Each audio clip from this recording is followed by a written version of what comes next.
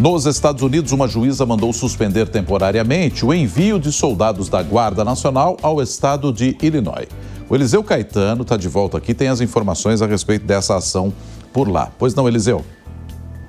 Happy Friday, Roberto Nonato. Muito bom dia para você, para a Paula e para todos que acompanham o Jornal da Manhã. Falamos ao vivo, direto dos Estados Unidos. Se aí é 8h20 pelo horário de Brasília, aqui na costa leste dos Estados Unidos, 7 horas da manhã com 20 minutos. Temperatura na manhã desta sexta-feira aqui no sul da Flórida, na casa dos 24 graus Celsius. Vai ser um dia de muita chuva por aqui, mas lá em Chicago, principalmente na cidade de Chicago, no estado de Illinois, a sexta-feira deve ser bem agitada e bem quente, sobretudo no âmbito político e também no âmbito jurídico, viu? Tudo porque uma juíza federal de Chicago impôs uma ordem de suspensão temporária ao plano da administração Trump de enviar tropas da Guarda Nacional do Texas para o estado de Illinois, apontando que não há base suficiente para justificar tal mobilização. Esse bloqueio judicial vale enquanto o caso tramita na justiça e abrange o envio previsto para a área metropolitana de Chicago.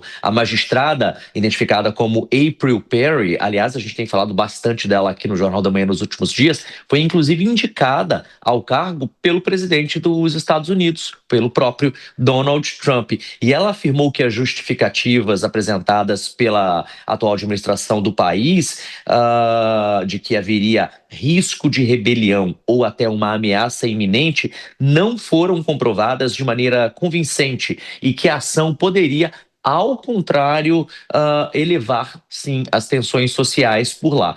No pedido original, a administração Trump havia justificado essa mobilização de tropas com o argumento que seria para proteger edifícios federais, instalações de imigração, agentes federais em trabalho, né, e enfrentar aí o que foi chamado no documento de dissolução da ordem pública diante de protestos e também de oposição local. No entanto, tanto o governador do estado, J.B. Pritzker, quanto o prefeito da cidade de Chicago, Brandon Johnson, criticaram e vem criticando através das redes sociais e de muitas entrevistas à imprensa aqui nos Estados Unidos, veementemente essa medida. Eles dizem que ela ultrapassa aí o Poder Executivo Federal sobre as autoridades, tanto estaduais quanto municipais. E quando eles se referem no plural, é porque essa situação também está acontecendo com outras capitais do país, com outros estados do país, sobretudo naqueles locais que são governados, que são geridos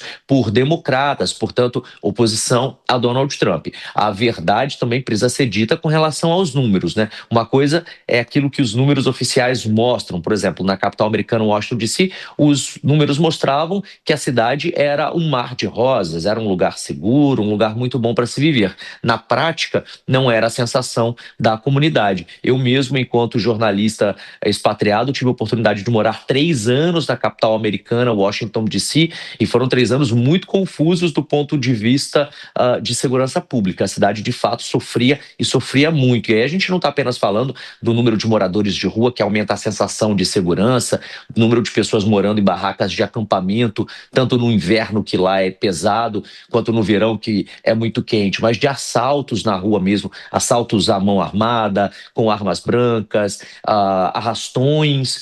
Eu cheguei a testemunhar arrastões em Washington DC, por exemplo, e até mesmo troca de tiros entre gangues em áreas consideradas turísticas da cidade. Então é como se vocês imaginassem que houvesse um tiroteio no Cristo Redentor. Em Washington DC, isso acontecia ali a 1-2 quadras do Capitólio. Em resposta ao veredito, a Casa Branca afirmou que vai recorrer da decisão e, portanto, o caso deve chegar à Suprema Corte. Nonato, Paula. Pois é. Agora, Eliseu, aproveitar que você está por aqui, vamos para outro assunto, porque, falando de Oriente Médio, o Trump vai enviar militares para Israel para monitorar o cessar-fogo em Gaza. E quando é que isso deve acontecer? O objetivo, Nonato, é monitorar o cessar-fogo para ver se de fato ele vai ser respeitado tanto pelos israelenses quanto pelos dissidentes da organização terrorista Hamas. Vale lembrar que, por ser uma organização terrorista, nem todo mundo fala a mesma língua, nem todos estão na mesma página. Então pode haver algum tipo de mal-estar, de contratempo relacionado a isso, e visando e se adiantando a um possível problema, Donald Trump decidiu que vai enviar aí 200 militares para Israel com o objetivo de ajudar no monitoramento da implementação desse acordo de cessar-fogo.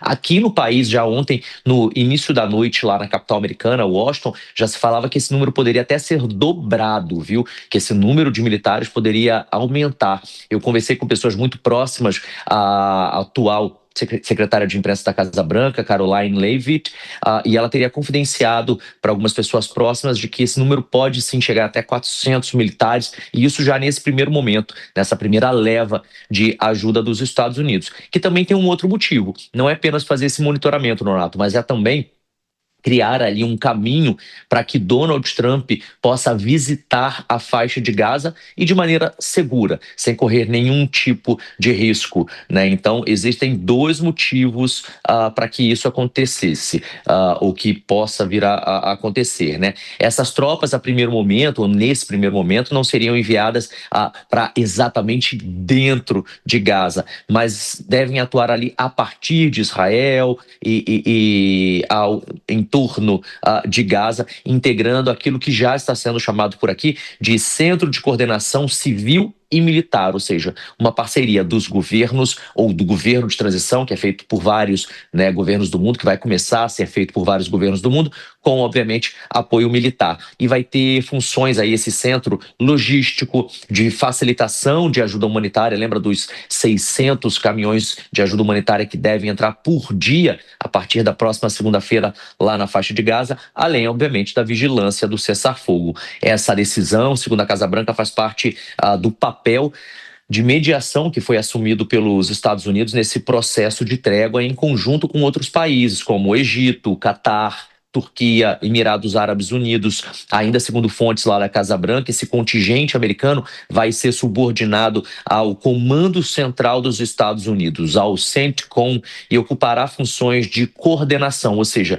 de chefia mesmo, de liderança, para garantir que a transição de hostilidades para a estabilidade no terreno seja acompanhada e com segurança. Eu volto com vocês no estúdio. Soraya está de férias. Paula, Donato.